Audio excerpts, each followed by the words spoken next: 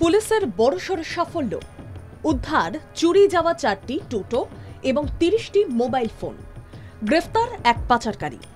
উত্তর 24 পরগনা জেলার বসিরহাট মহকুমার হারোয়া থানার পুলিশ 4টি টোটো চুরি যাওয়া অভিযোগ পেয়েছিল। তৎপরতার সঙ্গে তদন্ত শুরু করে। অবশেষে পুলিশ উদ্ধার করে ফেলে সেই 4টি টোটো। সেই সঙ্গে হারোয়া থানার পুলিশ মোবাইল চুরি যাওয়ার অনেকগুলি অভিযোগ পেয়েছিল। সেখান থেকে 30টি মোবাইল ফোন উদ্ধার করে পুলিশ, যেগুলি তুলে দেওয়া হয় উপভোক্তাদের হাতে। চুরি যাওয়া মোবাইল এবং টোটো উদ্ধারে সক্রিয় ভূমিকা পালন করেন হারোয়া থানার ভারপ্রাপ্ত আধিকারিক প্রতাপ মোদক।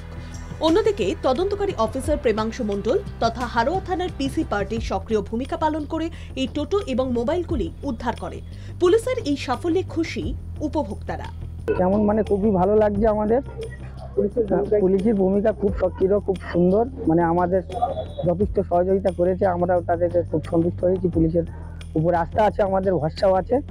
স্যারকে অসংখ্য ধন্যবাদ, যেহেতু আমার মোবাইলটি পাওয়া যাচ্ছে, খুশি লাগছে। পুলিশকে ধন্যবাদ জানিয়েছেন তারা।